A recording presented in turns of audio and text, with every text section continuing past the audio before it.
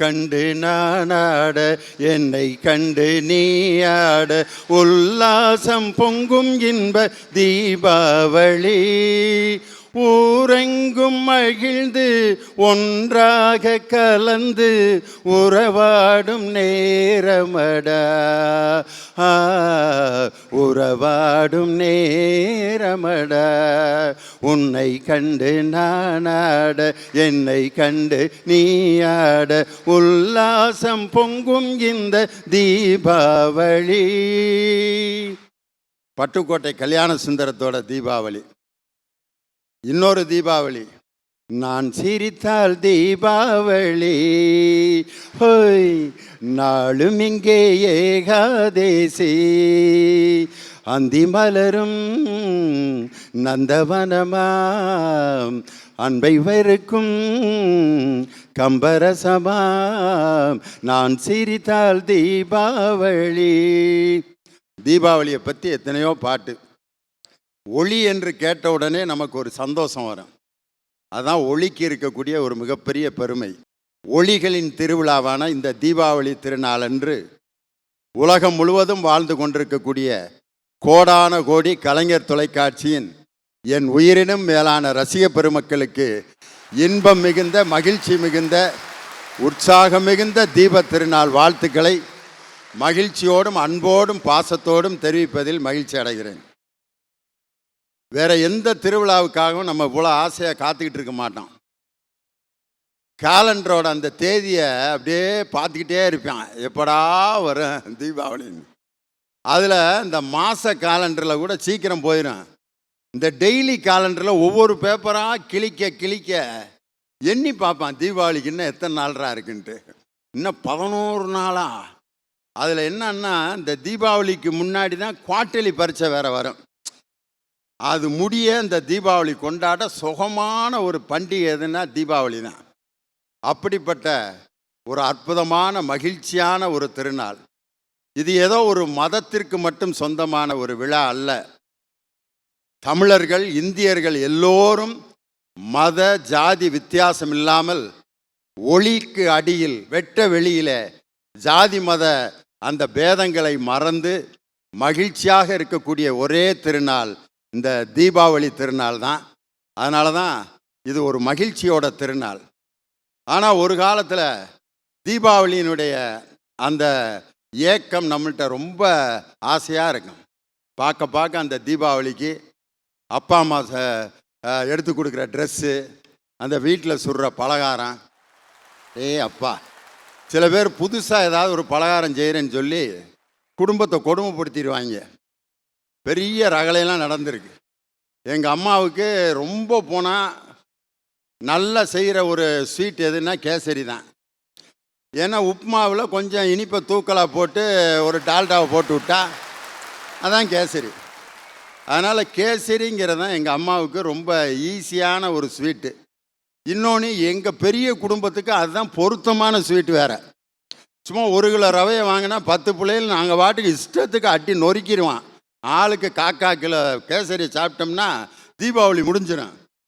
ஒரு நாள் எங்கள் அம்மா பக்கத்து வீட்டுக்கார பொம்பளைய சொன்னாங்கன்னு அதிர்சம் சுடுறேன்ட்டு குடும்பத்தையே பழி வாங்கிட்டாங்க.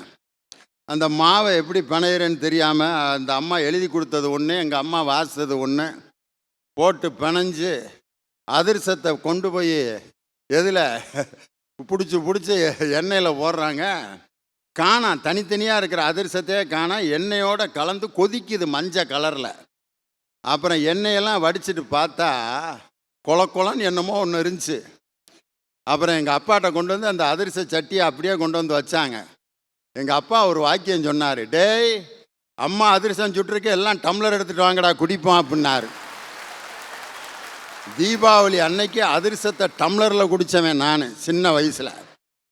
ஆனால் எங்கள் அம்மா செய்ய தெரியாமல் செஞ்ச அந்த ஸ்வீட்டு ஏட்டிக்கு பூட்டியாக இருந்தாலும் அந்த டம்ளரில் குடித்த அதிர்சம் இன்னைக்கு என் மனசில். இப்போ சொல்கிறேன் பாருங்கள், எத்தனை ஆண்டுகள் கழிச்சு. அதனால் இன்னைக்கு பார்த்தீங்கன்னா தீபாவளியில் ரொம்ப ஆடம்பரமாக இருக்குது தீபாவளி.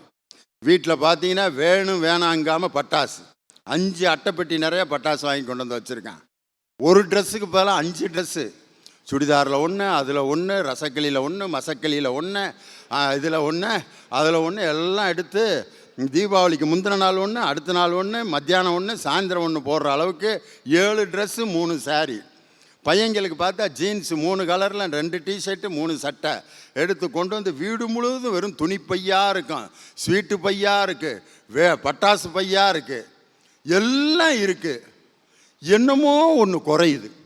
இப்போ அது என்னன்னு தான் இப்போ பேசுகிறதுக்கு தான் இப்போ வந்திருக்கான். நம்ம என்னமோ ஒன்று குறையுது, எல்லாம் இருக்குது, ஆனால் அவ்வளோ நல்லா இல்லையே அப்படிங்கிறான். ஏண்டா யோசனை பண்ணி பாருங்கள். இன்றைக்கும் பாருங்கள், தலைப்பை பாருங்கள். பெண்கள் பெரிதும் மகிழ்ந்திருப்பது பிறந்த வீடா புகுந்த வீடா? அழகான தலைப்பு. ஒரு காலத்தில் இருந்த பிறந்த வீடெல்லாம் இன்றைக்கி இல்லை.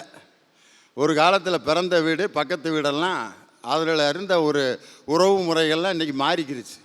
திடீர்னு ஏக்கா ஏக்கா முனியம்மாக்கா இப்படி ரசம் இருந்தா கொடுக்கா, ரசம் வைக்காமல் விட்டேன் அப்படின்னு பக்கத்து வீட்டில் ரசத்தை வாங்கி நம்பி புருஷனுக்கும் ஊற்றுச்சு, அந்த அம்மாவும் சாப்பிட்டுச்சு, பிள்ளைகளுக்கும் கொடுத்துச்சு. ஏக்கா இந்த இப்படி சீரகம் இருந்தால் கொடு, இப்படியே ஒன்றொன்னா ஓசி வாங்கி. இன்னும் சில வீட்டில் பார்த்தீங்கன்னா ஏக்கா இப்படி காப்பித்தூள் இருந்தால் கொடு, வாங்க மறந்துட்டேன் அப்படின்னு காப்பித்தூள் வாங்க. ஏக்கா என்னாடி இந்த இப்படி ஜீனி இருந்தால் கொடு அப்படின்ட்டு திருப்பி ஜீனி வாங்க. ஏக்கா அட என்ன இந்த கொஞ்சோண்டு பால் இருந்தால் கொடு, எதுக்கு ஒரு காப்பியை போட்டு கொடுனா நான் பாட்டு கொடுத்துருப்பேன், எதுக்கு ஒரு காப்பிக்கு 3 தவணையில் பிச்சை எடுத்துக்கிட்டு இருக்க. ஆனால் கேட்டு வாங்கி அந்த பொருள்களை கொடுத்து வாங்கி சந்தோஷமாக இருந்தோம், நம்பிக்கை இருந்துச்சு மனுஷன் மேலே. ஆனால் இன்றைக்கி பக்கத்து வீட்டுக்காரன் ஒரு சாக்லேட்டை கொடுத்தா கூட அப்பயும் ஆக்ஷன் பண்ணுறான்.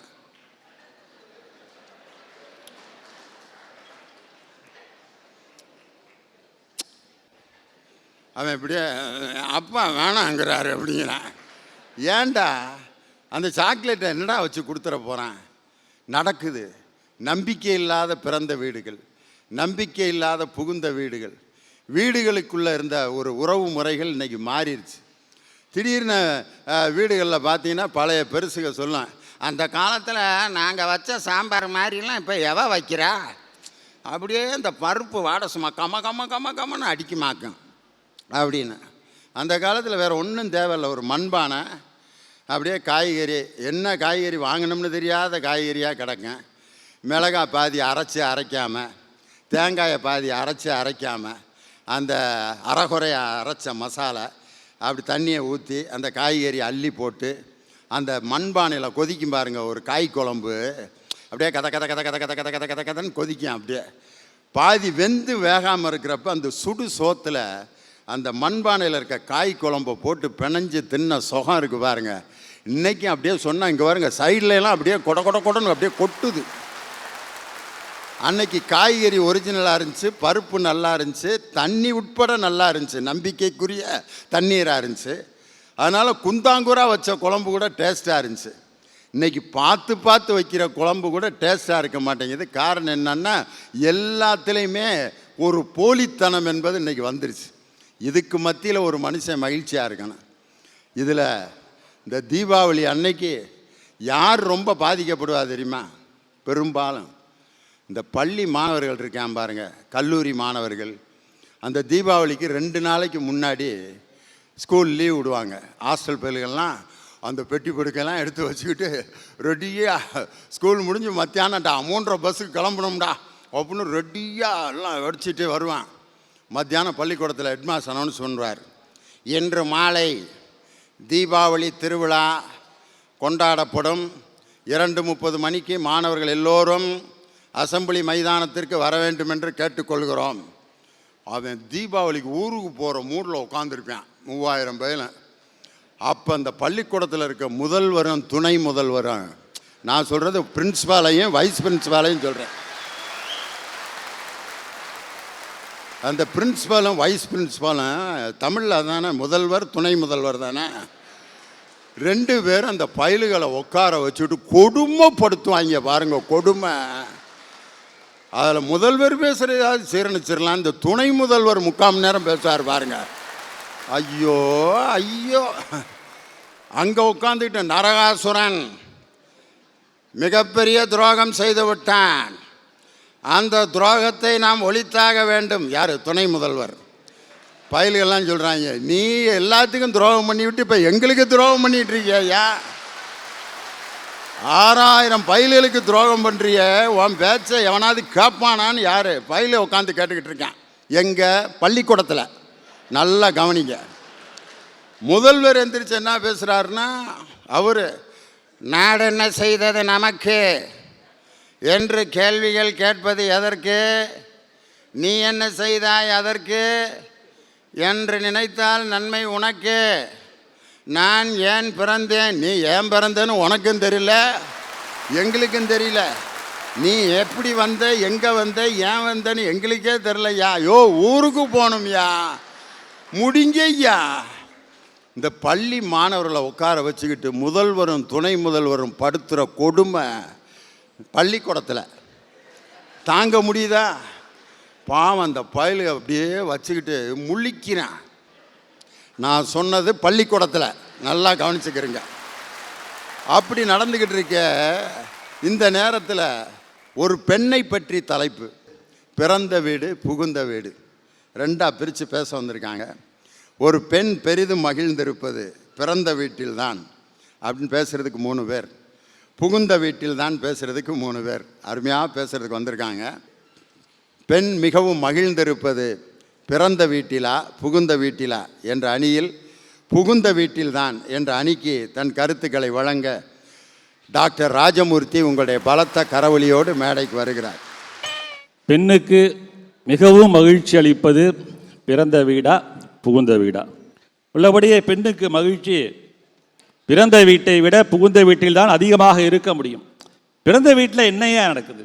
கொஞ்ச நாளாக இருக்கிறாங்க, ஒரு 20 வயசுல இருக்கிறாங்க, அறியா பிள்ளையாக இருப்பார்கள், பக்குவம் அடையாமல் இருப்பார்கள், விளையாடுவார்கள். அந்த விளையாட்டே வாழ்க்கையாகிடுமா? களத்தில் இறங்கி அடித்து ஆடி குடும்பத்தை தூக்கி நிறுத்துவது எங்கே என்று சொன்னால் புகுந்த வீட்டில் தான். அதுதான் இங்கே பாருங்கள், எதிரணியில் பார்த்தா பாவம் அந்த ஷிஃபா ஆயிஷா, அது பிறந்த வீட்டில் சின்ன பூண்டாக இருக்குது. இப்போ வாழ்க்கையினுடைய ஒரு பக்கத்தில் தான் இருந்துகிட்டு இருக்கு.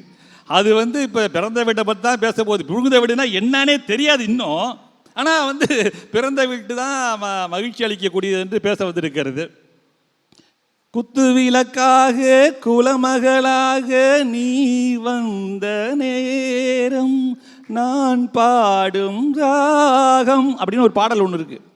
குத்து விளக்காக குலமகளாக, அதாவது பிறந்த வீட்டிலே பெண் இருக்கின்ற பொழுது குடத்தில் இட்ட விளக்காக அவள் இருக்கிறாள். புகுந்த வீட்டிற்கு வருகின்ற பொழுதுதான் அவர் குத்து விளக்கை போல ஒளி வீசுகிறாள். குன்றில் இட்ட விளக்காகி குடும்ப பெருமையை புகழை ஊரெங்கும் கொண்டு சேர்க்கிறாள் என்பதை நாம் மறந்துவிட முடியாது. ஒரு பெண்ணுக்கு எது ஏறுனா மகிழ்ச்சி? மலையில் ஏறி சாமி கும்பிட்றதா, அல்லது ஊட்டி கொடைக்கானல் போன்ற சுற்றுலா தலங்களுக்கு பெற்றோருடன் ஏறுவதா, அல்லது தன்னுடைய தந்தையினுடைய தோல் மேல் ஏறுவதா, அல்லது தாயினுடைய இடுப்பின் மேல் ஏறுவதா, அல்லது தன்னுடைய உயர்ந்த வீட்டினுடைய வாசற் படிக்கட்டிலே ஏறுவதா? நிச்சயமாக இல்லை. எதிலே மகிழ்ச்சி என்று சொன்னால் அந்த மஞ்சள் கயிறாகிய தாலி கயிறு அவருடைய கழுத்தில் ஏறுது பாருங்க. அந்த நேரத்திலே அவள் அடையக்கூடிய இன்பத்திற்கு நிச்சயமாக எல்லை இருக்கவே முடியாது. வலது காலை எடுத்து வைத்து பூந்த வீட்டிற்கு ஏறுகின்ற பொழுது அதில் கிடைக்கிற சுகமே தனிதாயா. ஒரு அருமையான ஒரு திரைப்பட பாடல். உள்ளபடி இன்றைக்கு கேட்டாலும் கவிஞர் வாலி மிக அற்புதமாக அந்த படத்திலே டாக்டர் சிவா என்கின்ற படத்திலே எழுதியிருப்பார். மலரே குறிஞ்சி மலரே தலைவன் சூட நீ மலர்ந்தாய், பிறந்த பயனை நீ அடைந்தாய், மலரே குறிஞ்சி மலரே. டிஎம்எஸ் பாடியிருப்பாரு, யார் மடி சுமந்து தான் பிறந்தாலும் தாய்மடி மறந்து தலைமனை சேரும் பெண்ணென்னும் பிறப்பல்லவோ. யார் மடியில் பிறந்தாலும் அந்த தாய்மடியை மறந்து விட்டு தலைமனை போய் சேர்கிறார் பாருங்க. ஆகா, ஆண்டாண்டு காலம் அழுது புரண்டாலும் 1000 தெய்வங்களை வணங்கினாலும் ஆண்களுக்கு கிடைக்காத ஒரு அரிய உணர்வு எது என்று சொன்னால் தாய்மை என்கின்ற உணர்வு ஒண்ணுதாங்க. நீங்க நினைச்சு பாருங்க, ஒரு 10 நிமிடம் குழந்தையை தோளிலே சுமக்கின்ற பொழுது நாம் கணக்கிறது. ஆனால் ஒரு 10 மாதம் தன்னுடைய அடி வயிற்றிலே குழந்தையை சுமக்கிறாளே தாய், உடலால் கொஞ்சம் வேதனை துன்பப்பட்டாலும் மனதளவிலே அவள் அடையக்கூடிய அந்த இன்பத்திற்கு எல்லை உண்டா? எவ்வளவோ விஞ்ஞான வளர்ச்சிலாம் வந்துருச்சுங்க, எவ்வளவோ விஞ்ஞான வளர்ச்சி வந்துருச்சு. ஆனால் ஒரு சிசுவுக்கு, ஒரு குழந்தைக்கு கருவறையை போல பாதுகாப்பான ஒரு அறையை யாராவது காட்ட முடியுமா? ஒரு குழந்தையாக, சிறுமியாக, குமரியாக, மனைவியாக தொடரக்கூடிய அந்த உறவு தாய்மை என்பதில் தான் தன்னிறைவு பெறுகிறது. அந்த தாய்மையை எட்டுகின்ற பொழுது அடையக்கூடிய இன்பம் இருக்கிறதே, அதற்கு நிச்சயமாக எல்லையே இருக்க முடியாது. திருவள்ளுவர் இன்னொரு இடத்துல ரொம்ப அழகா சொல்வார், அமிழ்தினும் ஆற்ற இனிதே தம் மக்கள் சிறுகை அளாவிய கூழ்.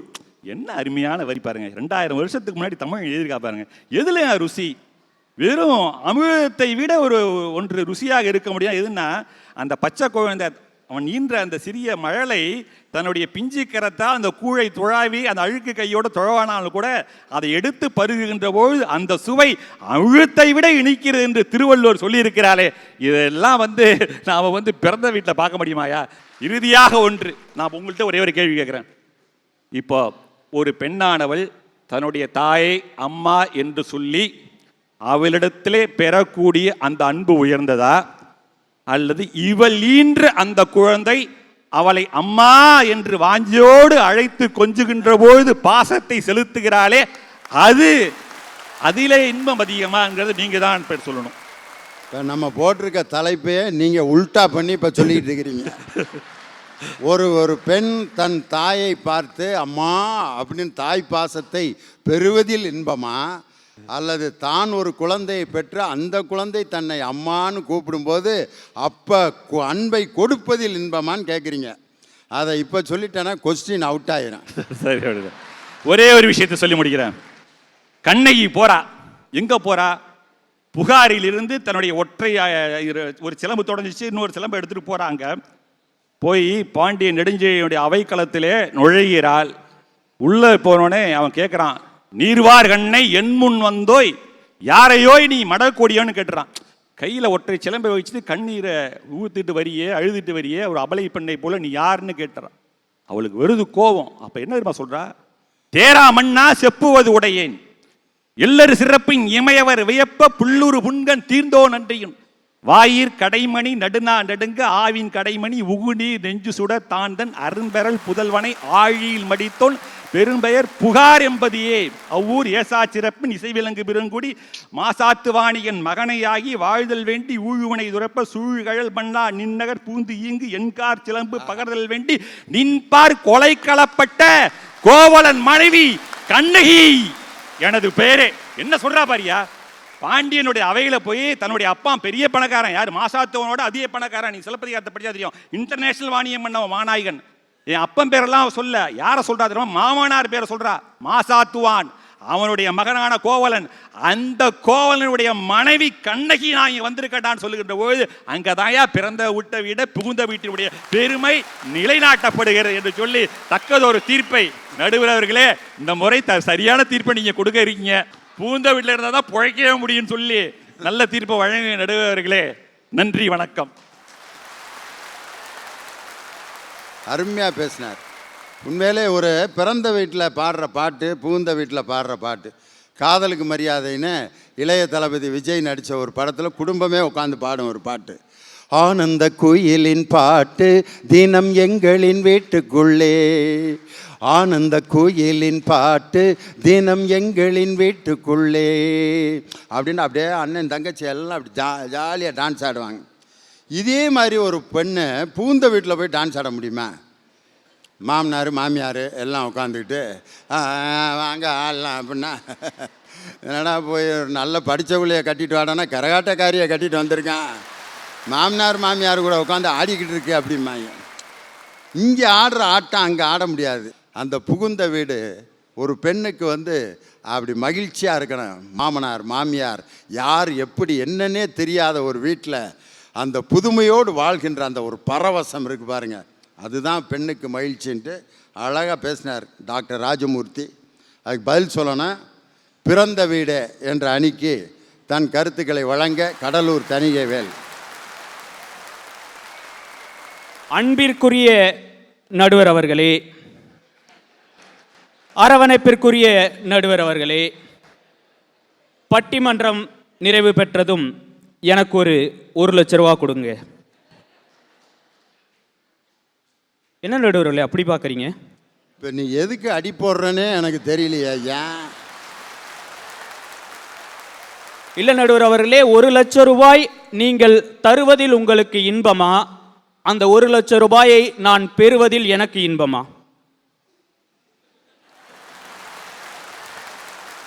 1,00,000 ரூபாங்கிறப்ப வாங்குறப்ப தான் சந்தோஷமாக இருக்கேன். என்னதான் நம்ம மனம் உவந்து கொடுத்தாலும் கொடுக்குறப்ப ஒரு ஓரத்தில் ஒரு வேதனை இருக்கத்தான் செய்யும். அதனால் வாங்குறப்ப தான் என் சந்தோஷம். எதுக்கு கேட்குறேன்னு எனக்கு புரியலையே.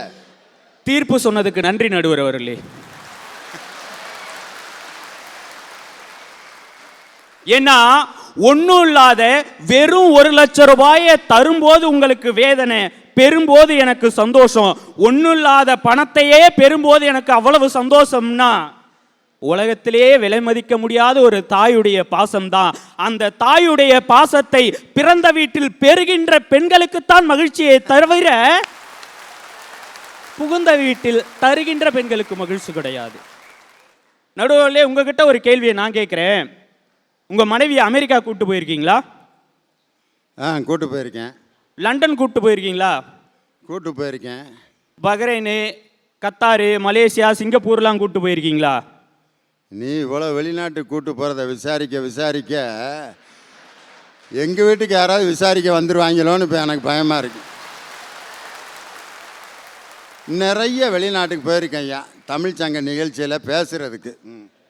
நடுவர் அவர்களே, உங்களுக்கு மட்டும் இல்லை, ஒட்டுமொத்த ஆண்களுக்கும் இந்த மேடையை வச்சு நான் சொல்கிறேன். எத்தனை ஆயிரம் வெளிநாடுகளுக்கு உங்கள் மனைவியை அழைத்து சென்றாலும் வீட்டிற்கு வந்தவுடன் அவள் உங்களிடத்தில் ஒரே வேண்டுகோளைத்தான் விடுப்பாள். ஒரு 4 நாள் நான் எங்கள் அம்மா வீட்டுக்கு போயிட்டு வரேங்க.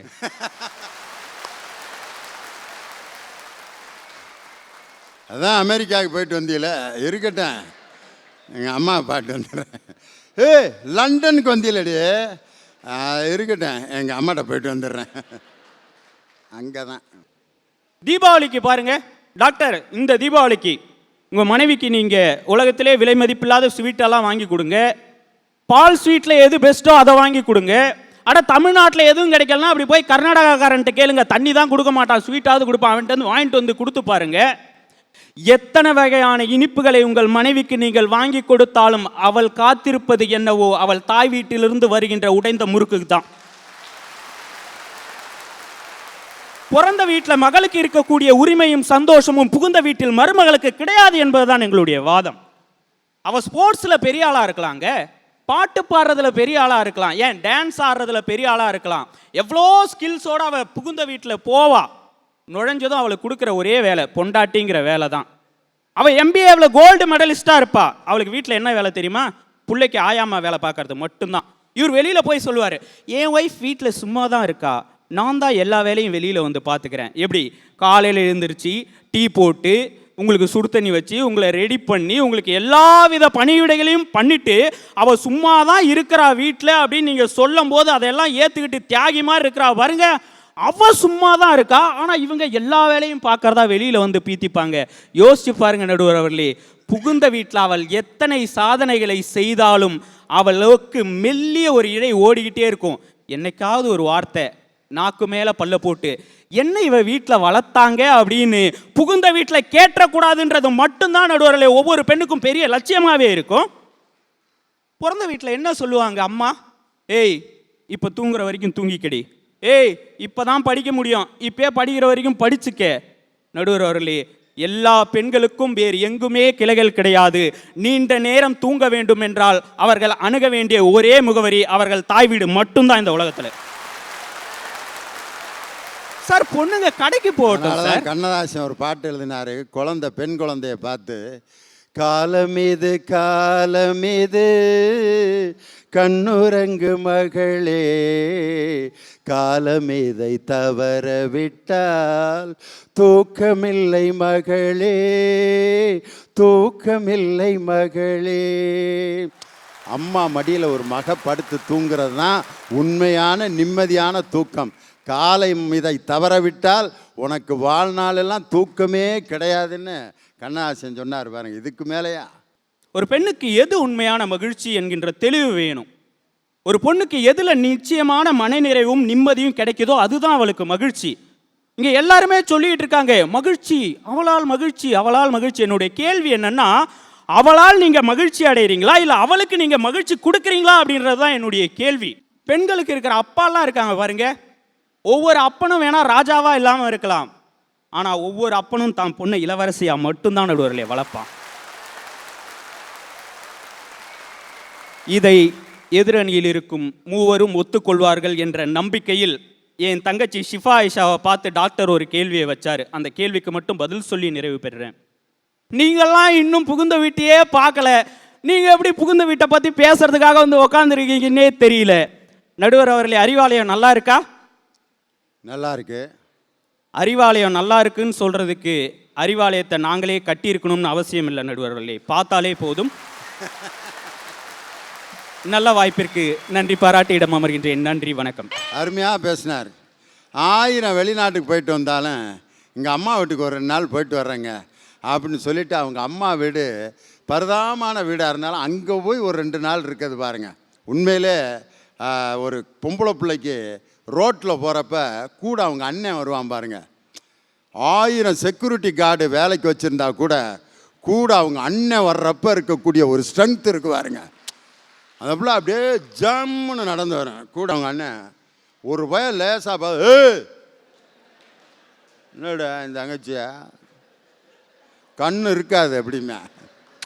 அந்த பிள்ளைக்கு அவ்வளோ சந்தோஷமாக இருக்கேன். கூட அவங்க அண்ணன் கூட நடந்து வர்ற ஒரு ஜாலி, அந்த பிள்ளைக்கு வாங்கி கொடுக்குறது, அந்த அண்ணன் கையிலேருந்து வாங்கி சாப்பிட்ற சாப்பாடு. இந்த மாரியம் திருவிழாவில் வேணே இந்த அப்பளம் வாங்கி கொடுனேன் அப்படின்னு அவன் வந்து நான் 1 தான் கேட்டிருக்கேன், 20 அப்பளம் வாங்கிட்டு வருவேன். இதெல்லாம் எப்படின்னு திங்க சாப்பிடுத்தாங்க வாங்கி அப்படியே சாப்பிட்டுக்கிட்டு இருப்பேன். இதையே வந்து மாரியம் கோயிலில் புருஷன்ட்ட போய் அப்பளம் வாங்கி கொடுனாக்க, ஏண்டி பிள்ளைய 9th படிக்கிறான், ஒருத்தன் 6வது படிச்சுக்கிட்டு இருக்கேன், இப்போ போய் அப்பளம் திங்கிறீங்களே, நீலாம் ஒரு பொம்பளையாடி, பிள்ளைகளுக்கு வாங்கி கொடுறே, ஆளும் மௌஞ்சியும் மண்டையும் பாரியா. மாரியம் கோயிலில் வந்து அப்பளம் கேட்டுக்கிட்டுமே திட்டினான். அந்த பழைய ஆசையை எங்கேயாவது வெளிப்படுத்தினா வாங்கி தான் கொடுவேன். இப்போ என்ன பிள்ளைகளுக்கு ஆளுக்கு ஒரு அப்பளம் வாங்கி கொடுத்துட்டு மனைவிக்கு ஒன்று வாங்கி கொடு, இப்போ என்ன குறைஞ்சா போயிடுவேன்? இந்த வயசில் அப்பளம் கேட்கக்கூடாதா?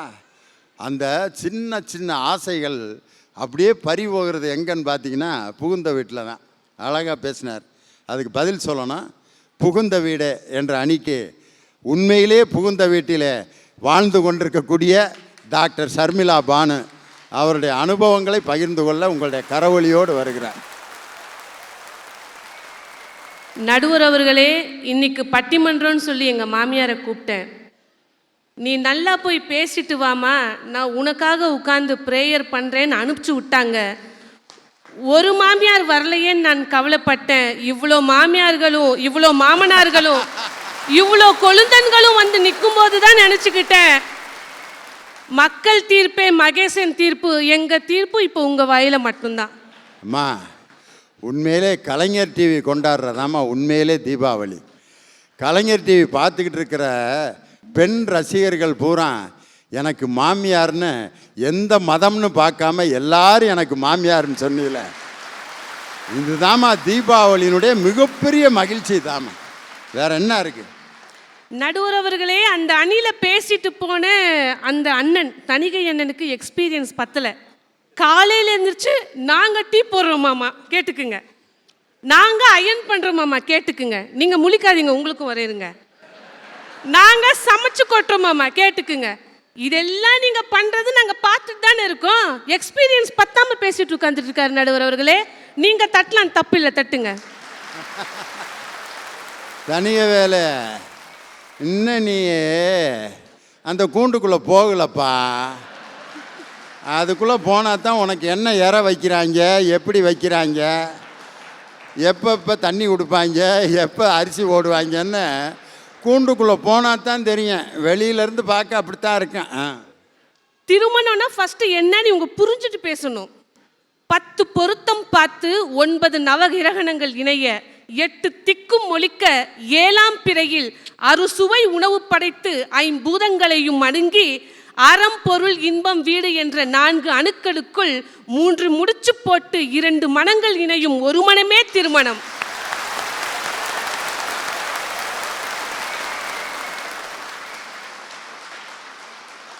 இப்படி கட்டிட்டு வந்த பவர் ஸ்டார்களை எல்லாம் சூப்பர் ஸ்டார் ஆக்கி இருக்கிறோம் நாங்க. நீங்க இஸ்லாம் மார்க்கத்தில் இருந்தாலும் நீங்கள் ஒரு தமிழச்சி என்பதை நிரூபித்து காட்டியதுக்கு உண்மையிலே நன்றி. ஏன்னா நான் நின்னுட்டு இருக்கிற இடம் அப்படிங்க, வேற்றுமையில் ஒற்றுமை. என்ன எங்களுக்கு கொஞ்சம் வாய் அதிகம். வீட்டுக்கார் 2 நிமிஷம் தான் பேசுவாருங்க. 2 நிமிஷம் சொல்ல முடியாது, ஒரு 20 செகண்ட். நாங்க ஒரு 20 நிமிஷம் காட்டு கத்தல் கத்திட்டு இருப்போம், அவ்வளவுதான். ஒன்றும் இல்லைங்க. கொஞ்சம் சோகமாக கணவன்மார்கள் உட்கார்ந்துட்டு இருந்தாலும் பக்கத்தில் போய் உனக்கு என்னம்மா ஆச்சு, அந்த ப்ராஜெக்டில் உனக்கு ஃபெயிலியரா, பரவாயில்ல விடுங்க, நெக்ஸ்ட் டைம் நம்ம பார்த்துக்கலாம், இன்னி கொஞ்சம் ஹார்ட் ஒர்க் பண்ணுங்க, என்னால் முடிஞ்ச உதவிகள் ஏதாவது பண்ணணுமான்னு சொல்லி தன்னுடைய சேலை முந்தானையில் எடுத்து தலைவாரி அப்படியே முகத்தை தொடச்சி விட்றாங்க. பார்த்தீங்களா, இதுதான் எங்கள் மருமகள்களுக்கு கிடைக்கிற பெரிய மகிழ்ச்சி. எந்த வீட்டிலமா நடக்குது இப்படி? கேட்கறதுக்கு ரொம்ப சந்தோஷமாக தான் இருக்குது, நடக்க மாட்டேங்குது. பட்டு புடவையில் எப்படி வேர்வையை துடைக்கிறது, துடைக்க அதில் இன்னும் அதிகமாகிட்டு தான் இருக்கே ஒழிய. நடுவர் அவர்களே, கை தட்டுறவங்களுக்கு எல்லாம் நல்ல மனைவியும் நல்ல கணவன்மார்களும் கிடைச்சிருக்காங்க, அதனால தான் அவங்க கை தட்டுறாங்க. கொஞ்சம் சவுண்டு கம்மியாக இருக்குன்னா அப்படியே எங்களுடைய வார்த்தையை அப்படியே ஏற்றுக்கிறாங்க. அவங்க உண்மைதான் இந்த பொண்ணு பேசிட்டு இருக்குதுன்னு ஆச்சரியத்தோடு இருக்காங்கன்னு அர்த்தம். நீங்கள் தப்பாக நினச்சிக்க கூடாது. நடுவர் அவர்களே, நாங்கள் பிறந்த வீட்டில் என்ன சமைச்சு கொட்டினாலும் சாதம் தான் சொல்லுவாங்க. ஆனால் இன்னைக்கு நான் என்னத்தையோ சமைச்சு கொட்டினாலும் பிரசாதமாக அந்த ஆள் வாங்கி சாப்பிட்டு போகிறாரு. அதுதான் பெரிய வெற்றி, சரிங்களா? இந்த வெற்றியுடைய அனுபவம் தான் இன்னைக்கு நான் பேச வந்திருக்கிறேன்.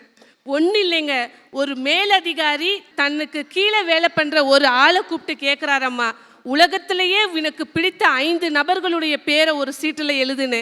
கடகடன்னு அந்த கூலி தொழிலாளி எழுதுறாராம்மா. எழுதின உடனேயே அந்த மேலதிகாரி சொல்கிறாரம்மா, என்னன்னு 3 ஆப்ஷன் நான் கொடுப்பேன். முதல் ஆப்ஷனில் 2 பேர் நீ அடிச்சிடணும், 2வது ஆப்ஷனில் ஒருத்தர் பேர் அடிச்சிடணும், 3வது ஆப்ஷனில் ஒருத்தர் பேர் அடிச்சிடணும்னு. யோசிக்காமல் அவர் பெற்றோர்களுடைய பெயர் அடிச்சிட்டாங்களாம்மா. 2வது ஆப்ஷனில் தன்னுடைய மகனுடைய பெயர் அடிச்சிட்டாராம்மா. 3வது ஆப்ஷனில் தன்னுடைய மகளுடைய பெயர் அடிச்சு விட்டார்களாம்மா. ஆனால் இருக்கிறது மனைவியோடைய பெயர் மட்டும்தான். அவர் கேட்குறாரம்மா, என்னன்னு, பெற்றோர்கள் உனக்கு உயிர் கொடுத்தவர்கள், உன்னதமானவர்கள், அவர்களுடைய பெயரே நீ அடிச்சிட்ட. நீ பெற்றெடுத்த பிள்ளைகள் மகனும் மகளும், அவர்களுடைய பெயரை அடிச்சிட்ட. இன்னைக்கு உன்னுடைய மனைவியின் பெயரை மட்டும் வச்சிருக்கிய, என்ன காரணம்னு கேட்டாங்களாம்மா. அதுக்கு அந்த கூலி தொழிலாளி சொன்னாங்களாம்மா, என்னை உயிர்ப்பித்து கொடுத்தவர்கள் என் பெற்றோர்கள், ஆனால் கல்யாணமான பிறகு உன்னுடைய வாழ்க்கையை நீயே நல்லபடியாக நடத்துப்பான்னு என்னை ஆசீர்வாதம் செய்து அனுப்பிச்சிட்டாங்க. நாளைக்கு என் மகளும் மகளுக்கும் அதே ஒரு நிலைமை தான் அவர்கள் போவார்கள். ஆனால் என்னை நம்பி வந்த என் மனைவிக்காக மட்டும்தான் இது நான் செய்யணும்னு சொன்னாங்க. பார்த்தீங்களா, இதுதான் பெரிய விஷயங்க. பசின்னு வந்தால் நாங்கள் யாருக்கு சாப்பிட்றாங்களோ இல்லையோ ஓடி போய் நாங்கள் சாப்பிட்ருவோம். அதாவது பிறந்த வீட்டில் இருக்கும்போது. இன்றைக்கி நாங்கள் சமைச்சு வச்ச பிறகு நாங்கள் சாப்பிட்றோமோ இல்லையோ எல்லாரும் சாப்பிட்ணுங்கிற அந்த தாய்மைங்கிற உணர்வு வந்திருக்கு. பார்த்தீங்களா, அது புகுந்த வீட்டில் வந்த பிறகு தான் வந்திருக்கு. நடுவர் அவர்களே, ஒன்றும் இல்லைங்க, இறுதியாக ஒரு விஷயத்தை சொல்கிறேன் கேளுங்க. தனக்குத்தான் எல்லாம் வேணும் வேணும்னு ஒவ்வொரு பெண்மணியும் நினைப்பா. தான் என்ன வாங்கி கொடுத்தாலும் நாங்கள் திருப்தி ஆக மாட்டோம். அது வேணும் இது வேணும் அது வேணும்னு சொல்லுவோம். ஆனால் எங்களுக்கு உயிர் கொடுத்தது எங்களுடைய பிறந்த வீடாக இருந்தாலும் தன்னுடைய உயிரை வைத்து பல உயிர்களை சுமக்கும் கிட்டத்தட்ட இராணுவ வீரனுக்கு சமமாக துணிச்சலோடு செயல்படும் ஒவ்வொரு மருமகளும் ஒரு இராணுவ வீரருக்கு சமம். அந்த மருமகளுடைய கடைசி ஆசை என்ன தெரியுங்களா?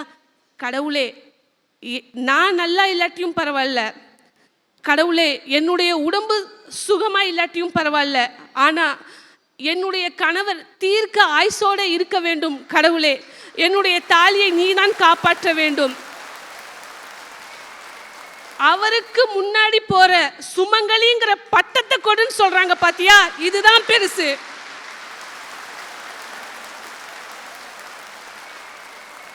பாசம் வேணும்னாலும் கொட்டி கொட்டி உங்களுடைய பிறந்த வீட்டில் கொடுக்கலாம். ஆனால் எங்களுக்கு தேவையான மதிப்பும் மரியாதையும் எந்த பட்டங்கள்னாலும் கொடுக்க முடியாது. திருமதிங்கிற அந்த பட்டமும், பேருக்கு முன்னாடி ஷர்மிளா பானு யூசுப் கானுங்கிற அந்த பட்டமும் தான் எங்களுக்கு பெருசு. நடுவர் அவர்களே, எல்லாரும் நல்லா இருக்கணும்னு நினைக்கிற ஒவ்வொரு பெண்மணியும் ஒவ்வொரு மருமகளும் தமிழ்நாட்டின் ஒரு சிகரங்களாக மட்டும்தான் என்று கூறி நல்லதோர் வாய்ப்புக்கு நன்றி பாராட்டி விடைபெறுகிறேன். நன்றி, வணக்கம். அப்பா மகிழ்ச்சியாக பேசி கொண்டிருந்தாலும் நம்மையெல்லாம் ஒரு சில மணித்துளிகள் நெஞ்சை கரைய வைத்துவிட்ட டாக்டர் ஷர்மிளா பானு ஒரு மனைவி எப்படி புகுந்த வீட்டில் வாழ வேண்டும் என்பதற்கு இலக்கணமாக தமிழ் பண்பாடோடு பேசிய அவருக்கு என்னுடைய மனமார்ந்த வாழ்த்துக்களும் பாராட்டுகளும். இன்றைக்கி தீபாவளியில் நீங்கள் கொடுத்த மெசேஜ் தான் த பெஸ்ட் மெசேஜ். அருமையாக பேசினாங்க. அதுக்கு பதில் சொல்லணும். அவங்களுக்கு பதில் சொல்கிறதுக்கு பிறந்த வீட்டில் வாழ்ந்துக்கிட்டு இருக்கக்கூடிய உங்கள் மனம் கவர்ந்த சிஃபா ஆயிஷா பிறந்த வீடு அப்படின்னு பேச வர்றாங்க. நம்ம டாக்டர் அங்கிள் பேசினார். குன்றின் மேலிட்ட விளக்கு போல ஜொலிக்கிறாள் திருமணத்திற்கு பிறகுன்னாரு. ஒரு பெண்ணு திருமணமானா குத்து விளக்கேற்ற மருமக வந்துட்டா வீட்டுக்கு அப்படின்னு சொல்லுவாங்க. அவள் குத்து வாங்குறதுக்கு தான் விளக்கேற்றுறான்னு யாருக்குமே தெரியல நடுவர் அவர்களே. சரி விடுங்க ஐயா, நான் உங்ககிட்ட வர்றேன். உங்ககிட்ட நான் ஒரு கேள்வி கேட்பேன், நீங்கள் சரியாக பதில் சொல்லணும். கொண்டையில் கொய்யாக்காய் வைக்க முடியுமா? முடியாது. சொறி நாய் பக்கத்தில் உட்காந்து சோறு திங்க முடியுமா? முடியாது. வெறி நாய் கூட்டிட்டு வேட்டைக்கு போக முடியுமா? முடியாது. குரங்க கட்டிக்கிட்டு குடும்பம் நடத்த முடியுமா?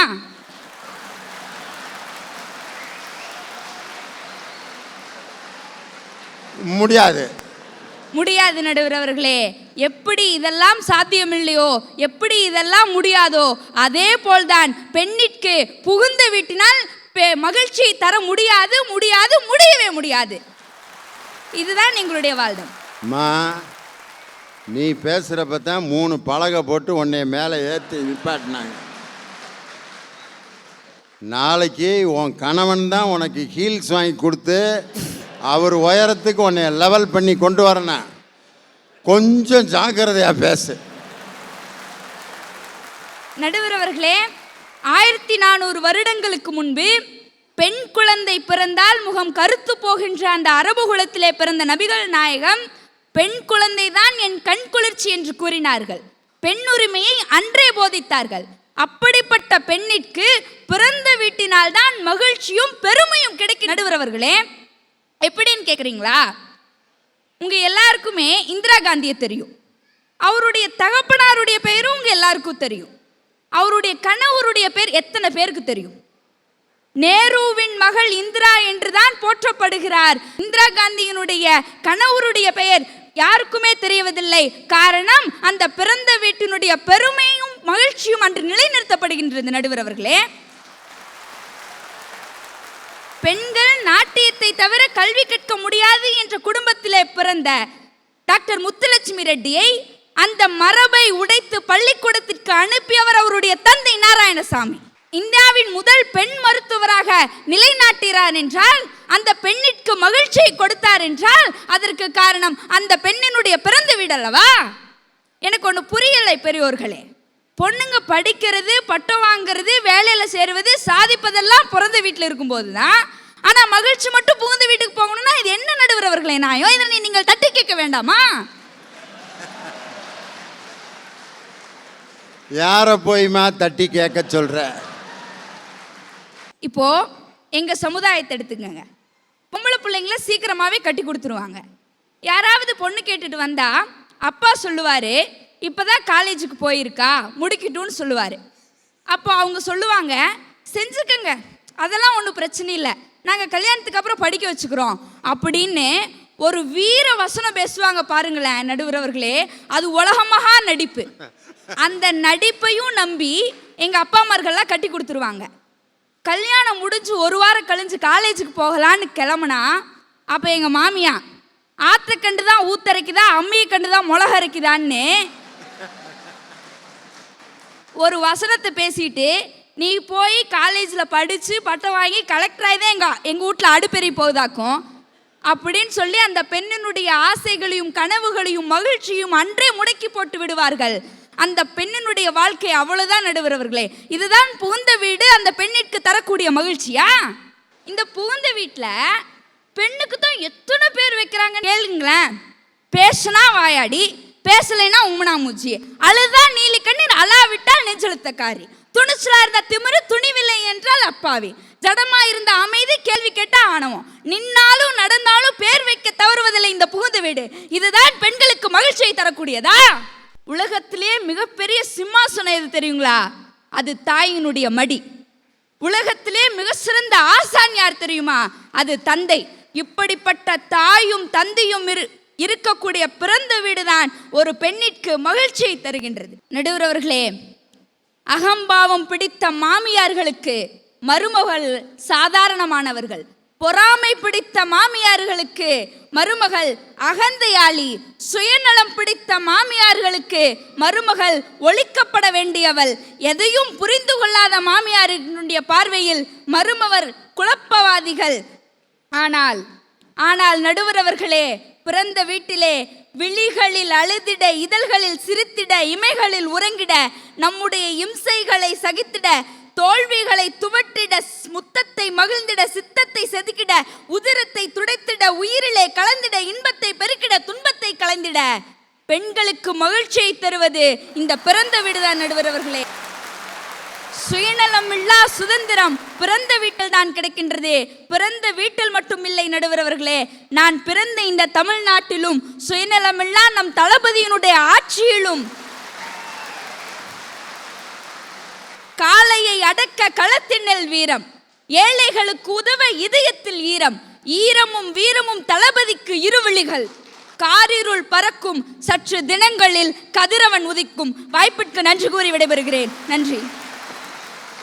புகுந்த வீட்டில் புதுசாக கல்யாணம் ஆனப்போ பாருங்க, மனைவியை விட்டு பிரியவே மாட்டாங்க. பார்த்துருக்கீங்களா? 2 முழம் 3 முழம் பூவை வாங்கி கொடுத்துட்டு கையை பிடிச்சிட்டே அலைவான். கூப்பிட்றதெல்லாம் பார்த்தா குட்டிமா, செல்லம், தங்கம், வாடி, வாங்க, இது ஒன்று இல்லைங்கம்மா, இல்லை இல்லைங்க தான், ஆமாங்க தான், போங்க தான், வாங்க தான், 30 அத்தான் ஒரு வரிக்கு. பஸ்ஸிலாம் ஏறணுன்னு கண்டக்டர்கிட்ட, சார் டபுள் சீட் இருந்தால் கொடுங்க சார், ஒய்ஃபோட வந்திருக்கேன், மற்றவங்களாம் என்ன எரும மாட்டையாக கூட்டி வந்திருக்கேன், டபுள் சீட் வேணுமா. அங்கே வந்து அவ்வளவு தூரம் அந்த பிள்ளைய அப்படி பாதுகாப்பாங்க. அதுக்கப்புறம் இப்போ குழந்த பிறந்து மடியில் போட்டிருக்கேன். அப்போ வந்து ஏங்க ஆஃபீஸுக்கு போகிற நேரத்தில் என்னடி நாங்கள் என்ன ஆஃபீஸ் வேலை பார்க்க வேணாமா?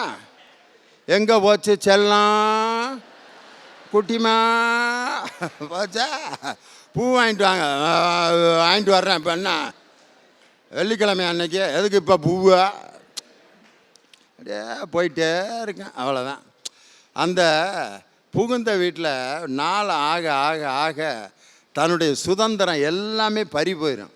நிறைவாக புகுந்த வீடு என்ற அணிக்கு தன் கருத்துக்களை வழங்க உங்கள் இதயத்திற்கு இதமான இனியவன். இல்லை, எதிரே நீ பேசுகிறத பார்த்தா எனக்கு நகைச்சுவையாக இருக்குது. எங்கள் ஊரில் ஒரு பழமொழி சொல்லுவாங்க, வேண்டா வெறுப்பா பிள்ளைய பற்றிட்டு அது காண்டா மிருகம்னு பேர் வச்சாங்களாம். அது மாதிரி அவ்வளோ கடுப்பில் பேசுகிறாங்க. முதல்ல தலைப்பு புரிஞ்சிங்க. புகுந்த வீடா பிறந்த வீடான்னு கேட்டிருக்காங்க. பிறந்த வீடு என்பது கூண்டு, ஒரு தங்க கூண்டு, அது அழகாக இருக்கும். ஆனால் புகுந்த வீடு என்பது கூடு, அசிங்கமாக இருந்தாலும் அதில் சுதந்திரம் இருக்கும். இங்கே பேசுறது வந்து தயவு செஞ்சு புரிஞ்சுட்டு பேசுங்க. எனக்கு ஆரம்பத்தில் நடுவர் மேலே கொஞ்சம் சந்தேகமாக இருந்தேன். அந்த பக்கமே வாசிச்சுட்டு இருக்காரு. ஐயோ, நானே எவ்வளோ நடுவரை பார்த்துருக்கேன். இவரை மாதிரி ஒரே சைடில் பிறந்த வீடு தான், அம்மா தான், அப்பா மடியில் தான் உட்காந்துக்கணும். எது கல்யாணம் பண்ணினார்னு தெரில. உட்கார வேண்டியதானே. இப்போ 8 மணி 9 மணிக்கு மேலே முடிச்ச உடனே என்ன சொல்லாரு? எப்பா மா சுடு தண்ணி இருக்கா கேட்க தானே போறாரு. பார்க்கத்தானே போகிறோம். ஏன் போக வேண்டியதானே திட்டுக்கல்ல போயிட்டு, எம்மா பெற்றெடுத்த தாயே உன் கையில் நான் சுடு தண்ணி வாங்கி குடித்தால் தான் என் தொண்டை நல்லா இருக்கும். கேட்கல, இந்த அம்மா சொல்கிறாங்க எங்களுடைய மார்க்கத்தில் வந்து சீக்கிரமாக கல்யாணம் பண்ணி வச்சுருவாங்க அப்படின்னு. அம்மா படிக்க வைக்க மாட்டாங்க, அதெல்லாம் பொய்மா, உனக்கு தெரியவே தெரியாது, நீ இன்னும் குழந்தை தான். எங்கள் அணியில் இருக்கிறாங்களா டாக்டர் அம்மா, இந்த அம்மா வந்து கல்யாணம் ஆகும்போது பிஎஸ்சி படித்து சர்டிஃபிகேட் கூட வாங்கல, கல்யாணம் பண்ணி கொடுத்தாங்க. அதுக்கப்புறம் எம்எஸ்சி எம்ஃபில் பிஹெச்டி படித்து தான் அவங்க வீட்டுக்காரரு. அப்புறம் தணிகை வந்து கேட்குறாரு, உங்கள் வீட்டுக்காரமா ஃபாரின் கூட்டின்னு போனீங்களா? கூட்டின்னு போனேன். நான் கேட்குறேன், உங்கள் வீட்டுக்காரமா அமெரிக்கா கூப்பிட்டு போனீங்களா, லண்டன் கூப்பிட்டு போனீங்களா? எல்லாம் கூப்பிட்டு போனோன்னே உங்கள் வீட்டில் வந்து சொல்லுவாங்க, இல்லை என்ன சொன்னாங்க, 4 நாள் எங்கள் அம்மா வீட்டுக்கு போயிட்டு எதுக்குன்ற. அங்கே போனோன்னே என்ன நடக்கும் தெரியுங்களா? ஊரில் இருந்து அந்த சாக்லேட்லாம் எடுத்துன்னு போயம்மா ஊருக்கு போனோம்மா நல்லா வச்சுருவோம், குளிர மாடி அவர் இருந்தால எனக்கு கெட்டிமா ஒரு கோழி குஞ்சு மாதிரி கெட்டியாக பிடிச்சிக்கிட்டே போனாருமா. புது இடம் எப்படி இருந்து பயப்படாமல் இருந்தேன், அவர் இருந்தார்லம்மா நான் தைரியமாக இருந்தேம்மா, அவர் இருந்தார்லம்மா நான் தைரியமாக இருந்தேம்மான்னு சொல்லிட்டு புகுந்த வீட்டோட பெருமையை பற்றி பேசுறதுக்கு தான்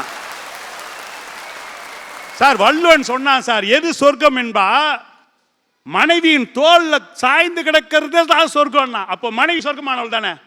அந்த மனைவி எங்க இருப்பா? புகுந்த வீட்டில் தானே இருப்பா. பிறந்த வீட்டில் இவங்க சொல்றாங்களே, ஆயிஷாட்டு நான் ஒன்னே ஒன்று கேட்குறேன், உனக்கு மாமியார் கொடுமைக்காரி அதெல்லாம் விட்டுரு, உங்க அப்பா நல்லவர், உங்க அம்மா நல்லவங்க, உங்க அண்ணன் நல்லவன், உன் தம்பி நல்லவன், உங்க அக்கா நல்லவங்க, எல்லாம் நல்லவங்க, உங்க வீட்டிலே வச்சுக்கிறேன் உங்க அப்பா சொல்லுவாரா? இல்லை யதார்த்தமாக பேசுவோம், பட்டிமன்றம் விட்டுருங்க. நாளைக்கு அவங்க அப்பா வந்து என் பொண்ணு நாங்கள் நல்ல குடும்பத்தில் இருக்கிறோம், என் பொண்ணை யாருக்கும் கட்டி கொடுக்க மாட்டோம், நாங்கள் அன்பானவர்கள், அன்பிலே பிணைப்போம் சொல்லு.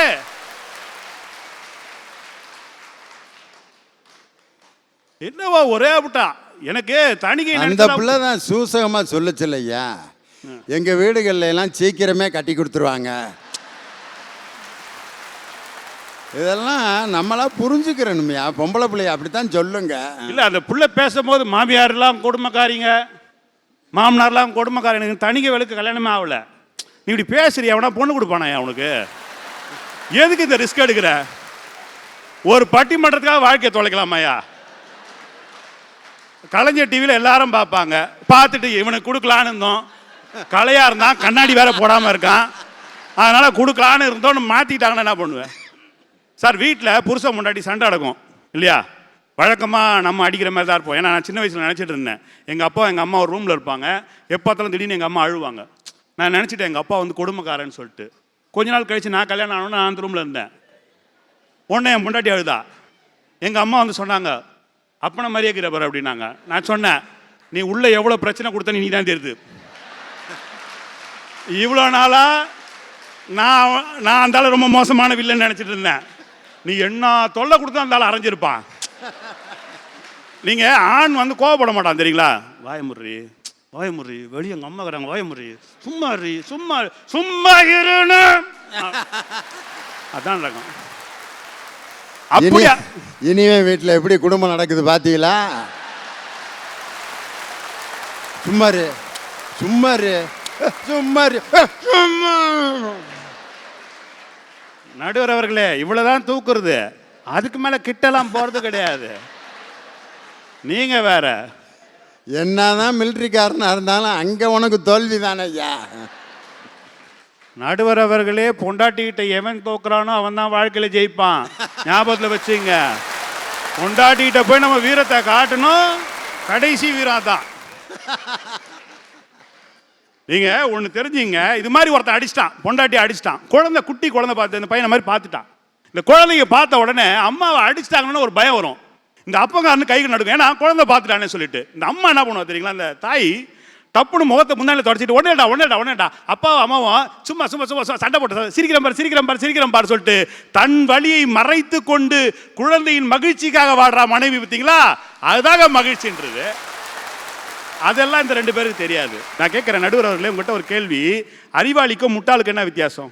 நல்லது கெட்டது எதுன்னு தெரிஞ்சுக்கிறவன் அறிவாளி, அது தெரியாதவன் முட்டாள். அதெல்லாம் ஒன்றும் இல்லை.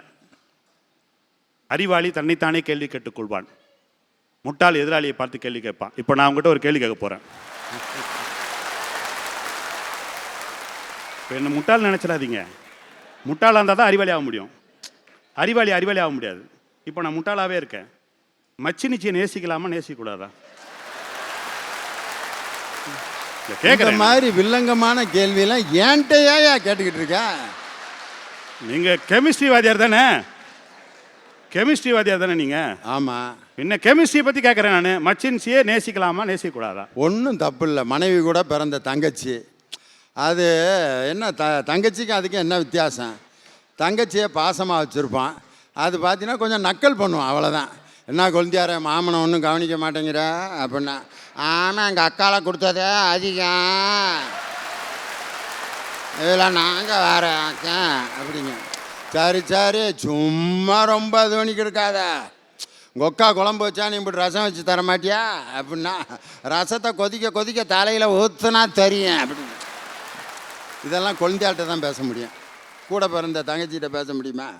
இந்த ஜாலியாக பேசுகிறது இருக்கு பாருங்க, அது உலகத்தில் தமிழன் உறவுகளை புதுப்பிப்பதற்காக கண்டுபிடிக்கப்பட்ட அற்புதமான ஒரு மருந்து. மாம மச்சினை நக்கல் பண்ணுறது, கொழுந்தியால கிண்டல் பண்ணுறது, இதெல்லாம் உறவுகளை பலப்படுத்துகிற விஷயம்.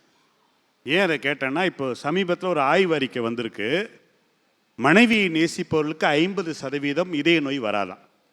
இப்போ மிச்சம் 50% நாம் எங்கே போனோம் இல்லையா? அதனால் நடுவர் சொன்னபடி மச்சின்சியை நேசிக்கலாம்.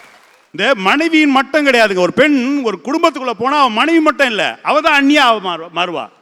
நீங்கள் வீட்டுக்குள்ளே ரோஜா செடி வச்சுருக்கீங்க, திடீர்னு அது பூக்கும். அது மாதிரி திடீர்னு நம்ம வீட்டுக்குள்ளே அண்ணி வந்துடுவா. நம்ம திடீர்னு பீரெல்லாம் அடிச்சுட்டு ஒரு புளி முட்டாயெல்லாம் போட்டுட்டு மச்சினை உள்ளே போவான் பார்த்தீங்களா? மச்சினை உள்ளே போவான், அது குறைஞ்சிரும். அண்ணங்கார சட்டை எடுத்து தம்பி போடுவான்ல, அது குறையும். அண்ணனை மரியாதையெல்லாம் பேசுவான் இல்லையா, அது குறையும். நான் ஒன்றே ஒன்று கேட்கிறேன் நடுவர்களே, நீங்கள் என்ன எப்படி கூப்பிடுவீங்க? என்ன உறவு முறை வச்சு கூப்பிடுவீங்க? தம்பி. தம்பி. உங்கள் மனைவி என்னன்னு கூப்பிடணும்? நீ எனக்கு தம்பின்னா என் மனைவிக்கு நீ கொழுந்தனாரு. அப்படி கூப்பிட்டுருக்காங்களா? அவங்க எப்படி கூப்பிடுவாங்க? என் மூத்த புள்ளன்னுவாங்க. அன்னைக்கு தாங்க தெரியும் மச்சினன்றவன் மூத்த புள்ளன்றது. இதெல்லாம் பிறந்த வீட்டில் தான் நடக்கும், நீங்க புகுந்த வீட்டில் நடக்காது. நீங்க பாரதி மாதிரி வாழ்ந்துடலாம், ஆனா செல்லம்மா மாதிரி வாழ முடியாது. ஒரு காந்திய மாதிரி வாழலாம், கஸ்தூரிபா மாதிரி வாழவே முடியாது. ஏன் தெரியுமா? கஸ்தூரிபாவுடைய கடைசி காலத்தில் அவங்க படுத்துட்டு இருக்காங்க, உயிர் போக போகுது, பாபா பாபான்னு கூப்பிட்டு இருக்கிறாங்க. காந்தி வெளியே நின்றுட்டு கை கால் நடுங்குது.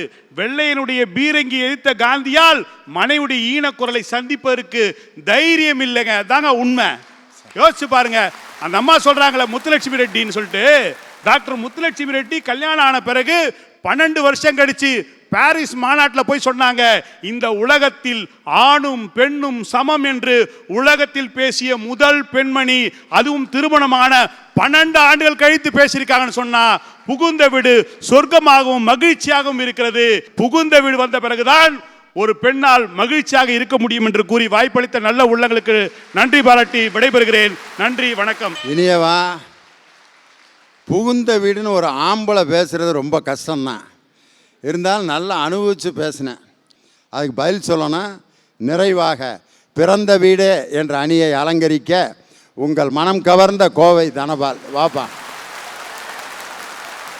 எங்கள் மூவருக்கும் அப்பாவாகவும் அவர்கள் மூவருக்கும் மாமனாராகவும் நடித்து கொண்டிருக்கின்ற தமிழ் தாத்தா அவர்களே,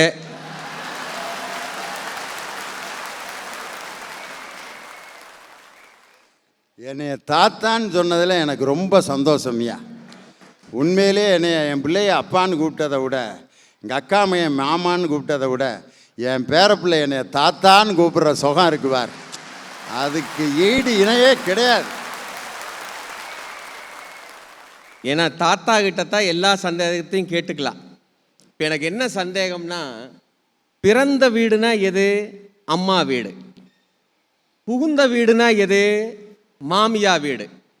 தமிழ்நாட்டில் இருக்கிற அத்தனை பேர்த்துக்கு தெரிஞ்ச செய்தி தான், 30 வருஷமா அம்மா வீட்டில் சந்தோஷமா மகிழ்ச்சியா இருந்த பொண்ணு இப்ப சமீபத்தில் பக்கத்து மாநிலத்துக்கு மாமியார் வீட்டுக்கு அனுப்பிச்சோம்.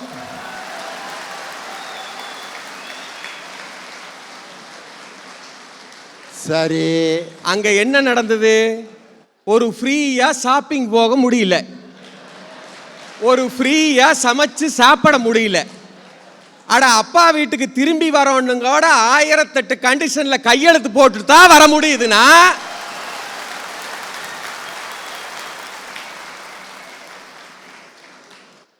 எங்க சார் ஒரு பெண்ணுக்கு மகிழ்ச்சி புகுந்து வீட்டில் இருக்குது? அந்த அம்மால என்ன பெங்களூருக்கு கட்டியா கொடுத்தான்? கதையவே உல்டா பண்ணி விட்டிய. இப்ப இந்த நிகழ்ச்சியை பார்த்துட்டு இருக்கிற நேயர்கள் அத்தனை பேத்துக்கும் 2 குறும்படம் போட போறேன். ஏன்னா புகுந்து வீட்டை தெல்ல தெளிவா ஆக்கணும்னா நான் குறும்படம் போட்டு தான் ஆகணும். கோயமுத்தூர்லேருந்து சர்மிளா பானு வந்தாங்க. அவங்க மாமியா கிட்ட சொன்னாங்களாம், அத்தை நான் டிவியில் பேச போறேன், நீங்களும் வாங்கத்த. இல்லை சாமி நீ போய் நல்லபடியா பேசிட்டு வா அப்படின்னு சொன்னாங்களாம். இப்பதான் குறும்படம் ஓப்பன் ஆகுது. நான் கேட்டேன், சர்மிளா பானு பேச வர்றாங்களே நீங்க வரலீங்களான்னு கேட்டேன். அவ பேச்சத்தான் நான் அன்னாடும் கேட்டுட்டு இருக்கிறேனே.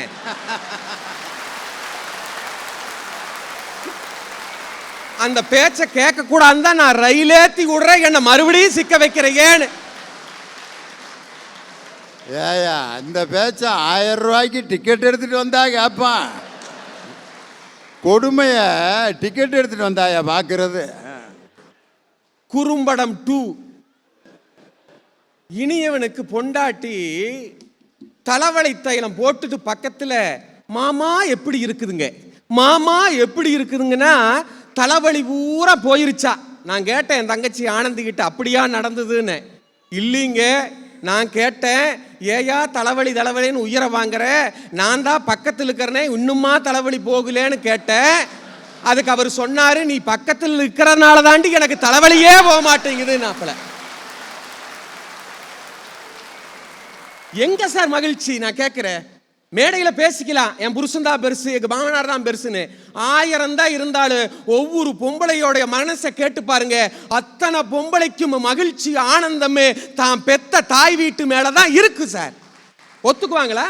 சில பெண்கள் இந்த தீபாவளிக்கு பேசுவாங்க, என்னதான் புருஷன் போனஸ் வாங்கிட்டு வந்தாலும், என்னதான் பட்டுச்சீலை எடுத்தாலும், எங்க அம்மா சுடுற முறுக்கு மாற வருமா? எங்க அம்மா முறுக்கு சுட்டானா படலாட்டா படலாட்டா சுடுவா. எங்க அம்மா லட்டு பிடிச்சானா திருப்பதி லட்டு சோடு பிடிப்பா.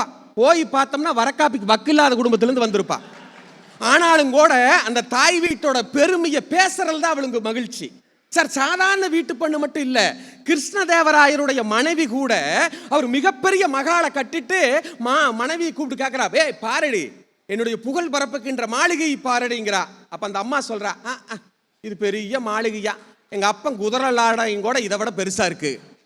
இங்க யோசனை பாருங்க, சாதாரண பெண்ணிலிருந்து ராணி வரைக்கும் அப்பனுடைய வீட்டோட மகிழ்ச்சி தான் அவளுக்கு மகிழ்ச்சியா தெரிவா. நான் இன்னும் சொல்லட்டுமா, புருஷங்கார பொண்டாட்டி அடிப்பா, ஏத்துக்குவா, திட்டுவா, ஏத்துக்குவா, கண்டபடியே கொடுமைப்படுத்துவா, ஏத்துக்குவா, ஏய் உன்னை பத்தி தெரியாதா அடிம்பா, அதையும் ஏத்துக்குவா. உங்க ஒப்பனை பத்தி தெரியாதா, உன் குடும்பத்தை பத்தி தெரியாதனா எகிர்ந்துருவா. இனி பேசாத, இனி பேசாத. இது வரைக்கும் நான் பொறுத்துட்டு இருந்தேன். ஏன் தெரியுமா? எங்க அப்பனும் ஆத்தாளும் அப்படி வளர்த்தி வச்சிருக்கிறாங்க, அவங்களுக்கு ஒரு அங்கம் பதினா நான் தாங்க மாட்டேன் அப்படின்னு சொல்லி தன்னை இழந்தாலும் பரவாயில்லை, தன் குடும்பத்தை உயர்த்துவதற்காக நிலைநிறுத்துகின்றவள் தான் மனைவி சார். இன்னும் யதார்த்தமா சொல்றேன் சார், பொம்பளைக்கு மகிழ்ச்சி எங்க தெரியுமா இருக்கு? நீங்க 1000 சம்பாரிச்சு போட்டாலும் இருக்கு, 2 முளை பூவுல பொண்டாட்டி மகிழ்வாளா, அது ஒண்ணுக்கு ஆகாத பொண்டாட்டி தான் மகிழ்வா சார். அவளுக்கு மகிழ்ச்சியா அப்பன் வீட்டு சீர்தா சார். தல தீபாவளின்னு ஏன் பேர் வருது தெரியுமா? 20 வருஷம் அப்ப துணி எடுத்து தீபாவளி கொண்டாடுனா பிள்ளைக்கு அதுல மகிழ்ச்சி இல்லை. முதல் முறையா புகுந்து வீட்டுக்கு புருஷன் வீட்டுக்கு போயிருக்கிறா, அந்த முதல் தல தீபாவளிக்கு அப்ப வீட்டுல இருந்து சீதனை வருது பாரு, அதனாலதான் சார் அதை தலை தீபாவளி என்று எல்லாரும் கொண்டாடுறாங்க. அப்பனூட்டு சீதனத்துல தான் மகிழ்ச்சி. நீங்க தீபாவளி முடிஞ்சு 4-5 மாசம் ஆயிடுச்சுன்னு வைங்க, இன்னைக்கு தலை தீபாவளி பார்த்துட்டு இருக்கிற தம்பதியர்கள் இன்னும் 4-5 மாசம் ஆச்சு வளகாப்பு நடத்தணும். அப்பங்க புருஷங்கார சில்லி சிக்கன் வாங்கி கொடுப்பான், மாமனாரு சில்லி ஃபிஷ் போட்டு கொடுப்பா. அதுலயா மகிழ்ச்சி இருக்கு? 7வது மாசத்துல அம்மா வீட்டிலிருந்து அந்த புளியோதரை ஒரு கட்டுச்சோறு வரும் பாருங்க, அதுக்காக தன்னோட உயிரையே காத்திருப்பாள் பாருங்க, அதுதாங்க மகிழ்ச்சி. நீங்க காது குத்து நிகழ்ச்சி இருக்கும், புருஷங்கார 500 பேத்துக்கு கிடா வெட்டி சோறு போடுவான், 1000 பேத்துக்கு எல்லாம் விழா நடத்துவான். மகிழ்ச்சி அதுலயா இருக்குன்னு நினைக்கிறீங்க? நெஞ்சு மேல கை வச்சு சொல்லுங்க, ஒவ்வொரு பொம்பளைக்கு என்ன தெரியுமா ஆசை இருக்கு? அந்த காப்பவனுக்கு கடுக்கம் வாங்கிட்டு என் அண்ணங்கார வரமாட்டானா, அவன் மடியில நான் வச்சு காது குத்த மாட்டானான்னு ஏக்கம் இருக்கு சார். என் அணியில எல்லாரும் சொல்லிட்டாங்க, ஃப்ரீ மைண்டு, ஃப்ரீ ட்ரெஸ்ஸு. கல்யாணம் மூக்கி அதுக்கு முன்னாடி என் பொண்ணுங்க, பெத்த பொண்ணுங்க எத்தனை அழகா ட்ரெஸ் போடுது சார். சுடி போடுது, மிடி போடுது, கதகளி போடுது, ஆடாடா என்னென்னமோ வாய் நுழையாதெல்லாம் போகுது. கல்யாணம் மூச்சு வீட்டுக்கு போனா சீலை தவிர வேற ஏதாவது கட்ட முடியுதா? அட நைட்ல ஒரு நைட்டி போட்டாலும் கூட மாமனார் பேசுறா, மாமியாகாரி சொல்றா, அது என்ன கீழிருந்து மேலே வரைக்கும் ஒரே ட்ரெஸ்ஸு, மாற்றிக்க முடியாதா? ஒரு உடையில கண்டிப்பு, ஒரு எல்லாத்திலையுமே கண்டிப்பு. நான் கேட்குறேன், மகாலட்சுமி மாற நாங்கள் பெண்களை வளர்த்தி புகுந்து வீட்டுக்கு அனுப்புனா நீங்க மகாலட்சுமி மாற வச்சிருக்கிறீங்களா? மாட்டு பொண்ணுன்னு பேர் வைக்கிறீங்க. மாட்டு பொண்ணுன்னா என்ன சார் அர்த்தம்?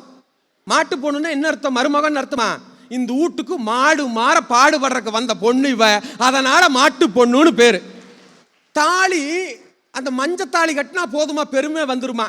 மாட்டுக்கு மூக்கணாங்கயிறு ஒண்ணுதா, நீ புள்ள கழுத்தில் கட்டுற மஞ்ச கயிறு ஒண்ணுதா? ரெண்டுமே ஃப்ரீடத்தை உடைக்கிறதான தவிர வேற ஒன்றும் கிடையாது. பிறந்த வீட்டிலே கற்பையும் கண்ணியத்தையும் கற்றுக் கொடுத்த பிறந்த வீடுதான் பெண்ணுக்கு மகிழ்ச்சியையும் நிம்மதியும் தருகிறது என்று சொல்லி வியக்க வைத்த ரசிகர்களை வணங்கி விடைபெறுகின்றேன். நன்றி, வணக்கம். இன்னைக்கு பார்த்தீங்கன்னா பிறந்த வீட்டில் அந்த பொம்பளை பிள்ளை அடையிற சுகம் இருக்கு பாருங்க. அம்மா முன்னால் உட்காந்து அந்த தலை சீவி விடுற காட்சியை பார்க்கணும். முன்னால் உட்காந்து அந்த நறுக்குன்னு ஒரு கொட்டு விடும், நேரம் நேரம் நேரம் உட்காரு. அதில் அந்த பேன் சீப்புன்னு ஒன்று இருக்கும், பேன் எடுக்கிறதுக்கு. பரட்டு பறனேம்மா குத்துதுமா, தலை ஊரா பேனு. சை, சும்மா பூச்சியை உட்காந்து வளர்த்துக்கிட்டு அவங்க ஒப்பா நாட்டமே, தலையை ஒழுங்காக குளிக்கிறதில்ல அப்படின்னு அவங்க அம்மா மடியில் உட்காந்து அந்த தலை சீவி விட்றப்ப அந்த ஒவ்வொரு பேன் எடுத்து அவங்க அம்மா சடக்கு சடக்கு சடக்குன்னு அப்படி குத்தான். இந்த சந்தோஷத்தை புகுந்த வீட்டில் எங்கேயாவது அனுபவிக்க முடியுமா ஐயா? கணவனை பேன் பாரியான்னு சொல்ல முடியுமா? மாமியாரை பேன் பாருன்னு சொல்ல முடியுமா? தொலைச்சு பிடிவேன் யார்கிட்ட வந்து இப்போ எனக்கு பாரு நீ பேனு அப்படிம்பாங்க. அந்த அம்மா முன்னாடி உட்காந்து பேன் சீப்பில் சீவி அந்த பேனை குத்துற சுகம், இதெல்லாம் வந்து பிறந்த வீட்டில் தானே கிடைக்கும். அண்ணன் தங்கச்சியினுடைய பாசத்தில் எம்புட்டு பாட்டு. நான் சிவப்பு மனிதனில் சூப்பர் ஸ்டார் ரஜினிகாந்த் தங்கச்சிக்கு ஒரு பாட்டு பாடுவார்.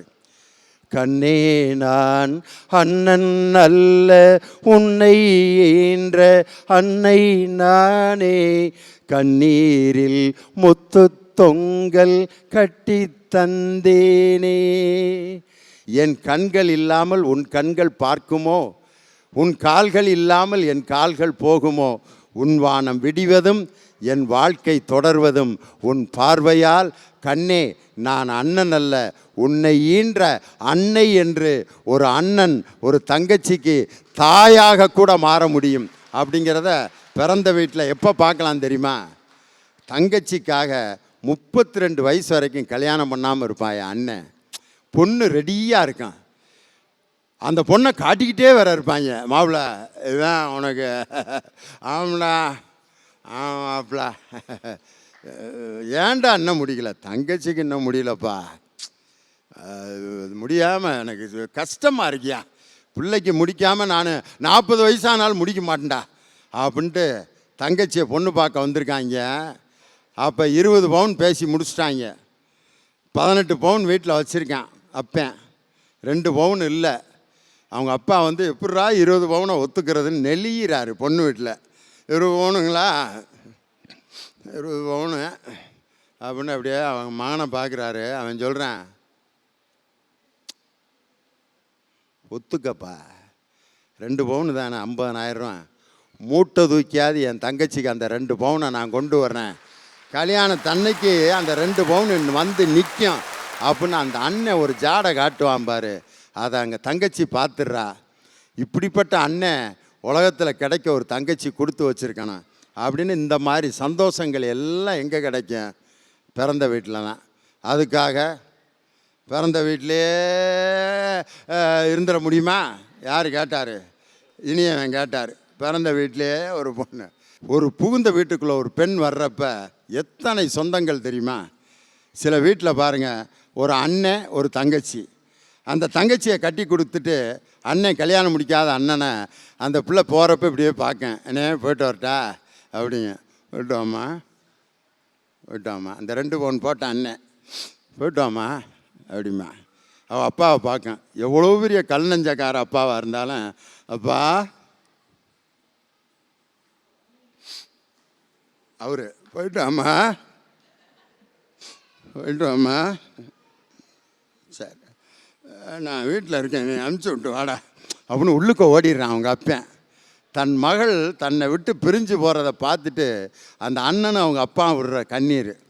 சில வீட்டில் பாருங்கள், அக்காவை கட்டி கொடுப்பேன், அக்கா கல்யாணம் பண்ணி போங்க, அந்த தம்பி நிற்பான் பார்த்தீங்களா, அந்த வீடியோ பார்த்துக்கிட்டே மாவனை பார்ப்பேன், மாப்பிள்ள வரட்டா அப்படிங்கிறான். யார் அவன்? சந்தோஷமாக இருக்கான். யார்? அக்காவில் கட்டினவன். ஆனால் அந்த அக்கா தம்பியை பார்க்குது, தம்பி அப்பா அம்மா சொல்லி வச்சு கேட்டு ஒழுங்காக இருந்துக்கணுன்டா, அம்மாவை கஷ்டப்படுத்தாத என்ன. சரிக்கா அக்கா, நீ ஆசையாக சாப்பிடுவில்ல புளியாங்க, அது நான் 2 நாள் கழித்து கொண்டு வர்றேன். அந்த தம்பி பாக்கெட்டில் அவங்க அக்காவுக்கு புளியாங்காயும் அந்த சின்ன பொட்டலத்தில் உப்பையும் போட்டு சாயந்தரமாக அவங்க அக்காவை பார்த்து கொண்டு வந்து கொடுக்குறேன். அந்த புளியாங்காயும் உப்பையும் அவங்க தம்பியும் பார்த்துட்டு அந்த புளியாங்காயை உப்பில் தொட்டு திங்கிறப்ப வாயில் மட்டும் நீர் சுரக்காது, அந்த கண்ணுலையும் ஒரு உப்பு கலந்த ஒரு தண்ணி சுரக்கும் பாருங்க. அது அந்த தம்பியை விட்டு பிரிஞ்சு வர அக்காளுகளுக்கு தான் தெரியும். இன்னும் சில வீட்டில் 2 பொம்பளை பிள்ளைய அக்காலை கட்டி கொடுப்பாங்க, தங்கச்சி இப்படியே பார்க்கேன், போயிட்டு வரட்டாடியே இந்தரு அங்கே போய் ஒழுங்காக இருக்கணும் தெரியுதா அப்படின்னு தங்கச்சி திட்டுவா. எனக்கு தெரியும், இங்கேயும் புத்திமதியா போடி அப்படின்னு அக்கா தங்கச்சி. அந்த திருமணம் முடித்து போகிறப்ப சில வீட்டில் அப்பா அம்மா சொல்லுவாங்க, அந்தம்மா வீட்டுக்கார்ட்ட சாக்கரையாக இருந்துக்கணும், எது கேட்டாலும் எனக்கு தெரியாதுங்க, தெரிஞ்ச மாதிரி காட்டிக்கிறாத. ஒரு பெண்ணை எதுவுமே தெரியாதுன்னு சொல்லி அனுப்பாதீங்க. அது வீட்டுக்கு பிறந்த வீட்டுக்கு போய் பிறந்த வீட்டில் கற்றுக்கொண்டதை எல்லாம் அந்த புகுந்த வீட்டிலே எப்படி அவள் காப்பாற்றுகிறாள் என்பது தான் முக்கியம். ஒரு பெண் பிறந்த வீட்டில் அழகுபடுத்திக்குவா, லிப்ஸ்டிக் போடுவா, அப்படின்வா, சீவிக்கிடுவா, அந்த சேலை எடுத்து இப்படி இது பண்ணிட்டு மேக்கப் கலையாமல் திருப்பி வீட்டுக்கு வரான். ஆனால் இப்போ புகுந்த வீட்டில் அப்படி இருக்க முடியுமா?